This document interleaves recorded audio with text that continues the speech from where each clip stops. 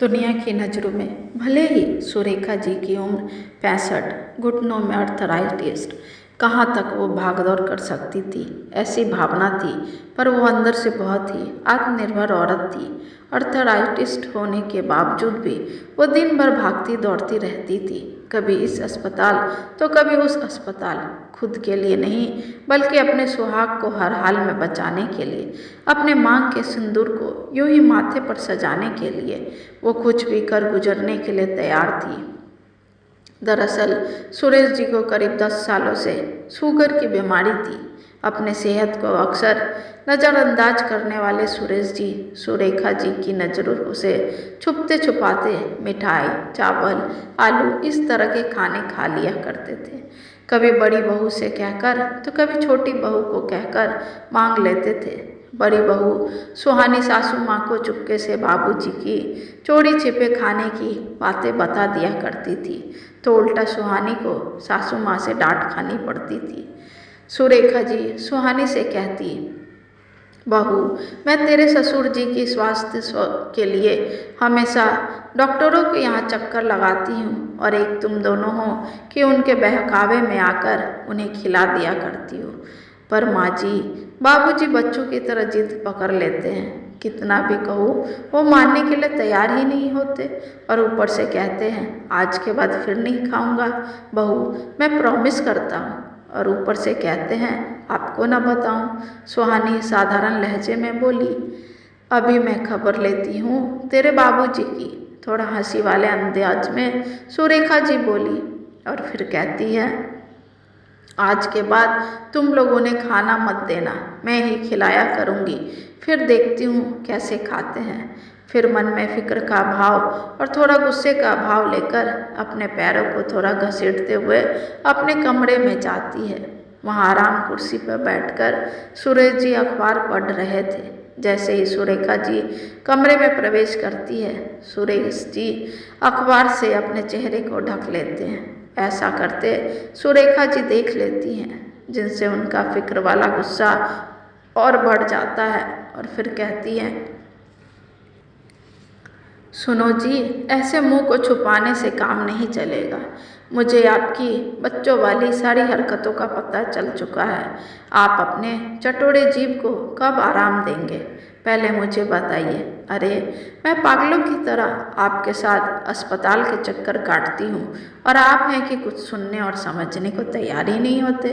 अरे, अभी 20 दिन पहले ही आपका शुगर हाई हो गया था और फिर आपकी तबीयत बिगड़ गई थी, वो भूल गए क्या?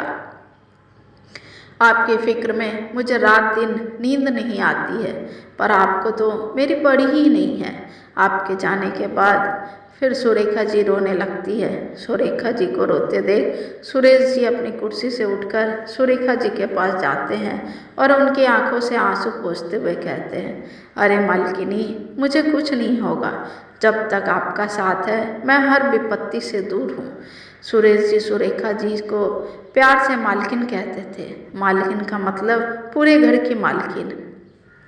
क्यों इतनी फिक्र करती हैं आप? अरे, मैं नहीं भी रहूँ, आपके बच्चे हैं ना आपकी देखरेख करने के लिए, और तो और मैंने आपके बाकी के जीवन के लिए पूरा इंतजाम कर रखा है, इसलिए खामखा चिंता न किया करें। सुरेखा जी को सीने से लगाए सुरेश जी कह रहे थे, कह लिए जो आपको कहना था मेरा मालिक।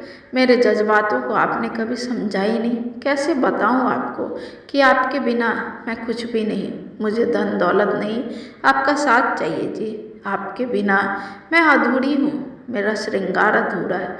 माथे का सिंदूर, गले का मंगलसूत्र सब आपसे ही सौंपता है। मैं आपके बिना आज तक एक दिन भी नहीं बिताया। मैं सोचकर ही सिहर जाती हूँ। उदास होते हुए सुरेखा जी कहती हैं, मलकिनी, मुझे कुछ नहीं होगा, देख लेना।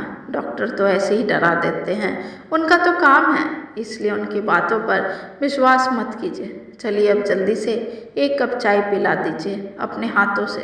हंसते हुए सुरेश जी कहते हैं, दरअसल सुरेश जी के पास समय बहुत कम था, ऐसा डॉक्टर का कहना था, क्योंकि उनका दोनों किडनी शुगर की वजह से खराब हो चुका था।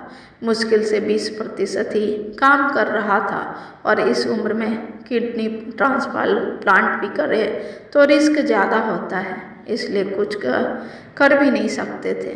सिर्फ और सिर्फ उनकी अच्छी देखभाल से उन्हें स्वस्थ रखा जा सकता था, और वो थे कि चोरी छिपे खा लिया करते थे। बहुओं को इस कदर मजबूर करते कि उन लोगों को देना ही पड़ता था। कमरे से निकल सुरेखा जी अपने शरीर की फिक्र छोड़ सुरेश जी के लिए अपने हाथों से चाय बनाकर लाती है, फिर दोनों साथ में बैठकर पीते हैं। रात का खाना भी सुरेखा जी अपने हाथों से ही बनाती है, क्योंकि सुरेश जी की प्रबल इच्छा थी कि आज अपनी पत्नी के हाथ का खाना ही खाए। पैर से चलना मुश्किल भी था और ऊपर से खड़े होकर खाना बनाना सुरेखा जी के दर्द को बढ़ा देती थी, पर अपने पति की खुशी के लिए वो अपने दुख दर्द को भूल और उनके लिए काम किया करती थी। आज सब सुरेश जी के पसंद का खाना बनाया सुरेखा जी ने। फिर रात के खाने के बाद दोनों अपने कमरे में चले जाते हैं। सोने से पहले सुरेश जी आज सुरेखा जी से एक डिमांड करते और कहते हैं, मलकिनी, आज मुझे आपको पूरे 16 श्रृंगार में देखना है, आप अभी तैयार होकर आइए। ये क्या आज अलग अलग डिमांड कर रहे हैं मालिक, कभी खाना तो कभी श्रृंगार। तबीयत ठीक है ना आपकी? मुझे बहुत घबराहट हो रही है। हाँ मेरी मालकिन, मैं ठीक हूँ, बस आज मेरी इच्छा है आपको देखूँ वैसे ही जब आप दुल्हन बनकर आई थी मेरी ज़िंदगी में। ठीक है आती हूँ। 16 श्रृंगार करके आप यहाँ आराम कीजिए। बेड पर पैर फैलाकर सुरेश जी आराम करते हैं और सुरेखा जी तैयार होती है। आईने में तैयार होते होते सुरेखा जी बीच बीच में बात भी कर रही थी और आईने में सुरेश जी का चेहरा भी दिख रहा था।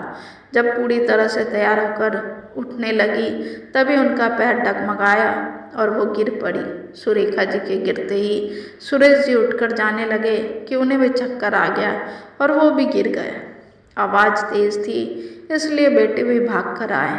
देखा तो दोनों बेहोश। दोनों पति पत्नी को अस्पताल ले गए, जिसमें सुरेश जी की हालत काफ़ी गंभीर थी और सुरेखा जी को भी चोट की वजह से तकलीफ ज़्यादा थी। दिन प्रतिदिन सुरेश जी की हालत बिगड़ती चली गई और एक हफ्ता बाद उनकी मृत्यु हो जाती है।